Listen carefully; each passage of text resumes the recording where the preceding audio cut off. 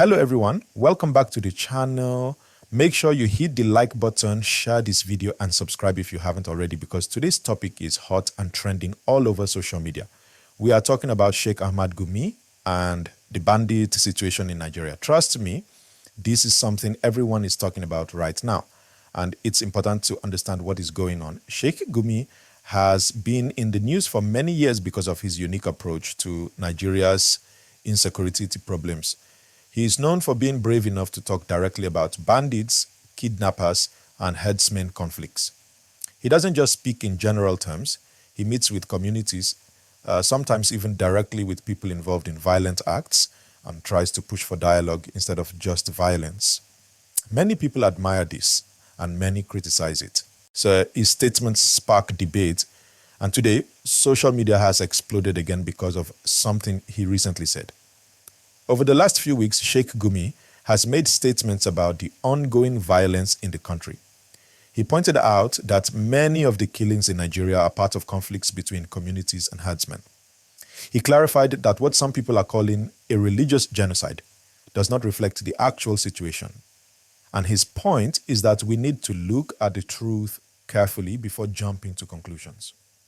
This statement quickly spread on social media, and reactions poured in from every corner of Nigeria. Some Nigerians are supporting him, saying finally someone is talking about the real causes of insecurity. Others are criticizing him, claiming that his words give encouragement to people committing violent acts. And this split has created heated debates online. People are commenting, sharing videos, and making posts expressing strong opinions, and the conversation isn't stopping anytime soon. Sheikh Gumi also criticized approaches that rely only on military force, like airstrikes, arguing that violence alone cannot solve these problems. He believes that dialogue, negotiation, and community involvement are necessary to create lasting peace.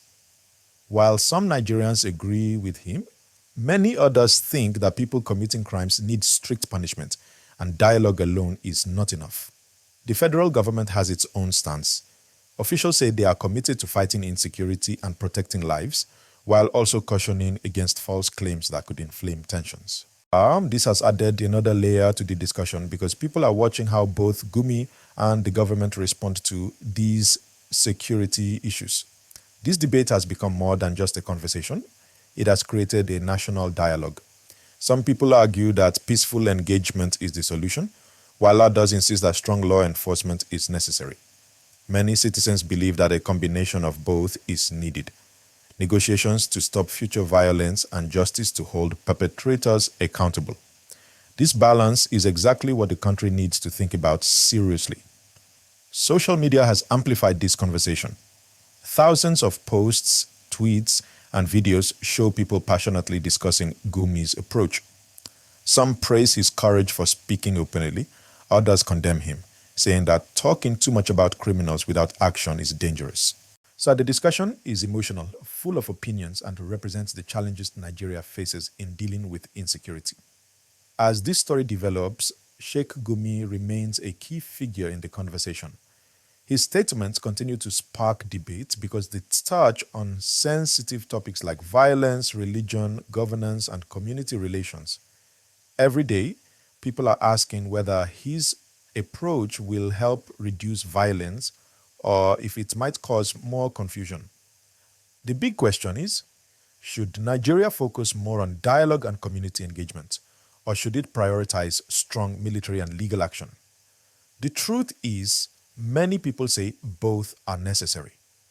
Peace efforts without justice may fail, and strict enforcement without addressing the causes of crime may also fail. This is why discussions about Gumi's statements are very important. As we follow this story, it's clear that public opinion is divided. Some communities trust Gumi and believe his approach is necessary to reach peace. Others fear that his comments may give criminals hope or weaken the government's authority. This tension keeps the conversation alive, and it's why social media will continue to buzz about Gumi and bandits. Throughout this debate, Nigerians are reminded of the importance of understanding the facts. Gumi emphasizes that truth and honesty in reporting incidents of violence are essential to prevent panic, false narratives, or even exploitation of tragedies by opportunists. The reality is that insecurity affects everyone, from urban centers to rural villages. Families are living in fear of kidnappers. Farmers struggle with herdsmen clashes. And communities are trying to find safe ways to survive. That is why leaders like Gumi, despite controversy, play a role in keeping the dialogue alive. Every new statement from him sparks reactions, and social media is the mirror of these discussions. It shows us how people feel, what they fear, and what they hope for. It also shows the need for clear strategies, government accountability, and community solutions. The debate continues because there is no simple answer. Dialogue with bandits is complicated, but ignoring the roots of violence does not solve problems either. Nigerians are learning to weigh multiple perspectives: the moral, the legal, and the practical. This is exactly why this story will keep trending, why social media is active, and why people are engaged daily. It is not just about one person. It is about the future of peace, safety, and justice in Nigeria. Now, before we continue further, remember to like this video and subscribe if you haven't. Also, drop your thoughts in the comments. Do you think dialogue is better or strict enforcement is the only solution? I want to hear from you. Now, as we look deeper into the situation, it's important to understand the wider impact of the banditry issue in Nigeria. These are not isolated incidents. Communities in the north and even other parts of the country live under constant fear. Families wake up wondering if they will be safe. Children can't go to school freely, and farmers face threats every day. This is why Gumi's approach gets so much attention, because he addresses the human side of these problems, not just the political or military side. Many people support him because they feel talking to the perpetrators could stop the cycle of violence. They say that if young men are recruited into crime out of desperation, dialogue, education, and community engagement can pull them out before it's too late. On the other hand, critics argue that criminals have caused too much pain and that justice must be served first. This clash of ideas is at the heart of why social media is buzzing. Every post, tweet, or video reaction gets hundreds, sometimes thousands of comments from people who want answers, solutions, and safety. One thing is clear: Nigerians are tired of repeated violence. They want peace, and they are desperate for leadership that can end the constant cycle of attacks. Gumi's statements bring these issues into public view because he dares to question existing strategies. He challenges both the government and citizens to think critically about how security is handled. Now, it's not just about words. There are consequences. Some people fear that speaking openly like this could embolden criminals, while others say that silence allows violence to continue. This delicate balance makes every new statement he makes important. It sparks debate, media coverage, and public attention.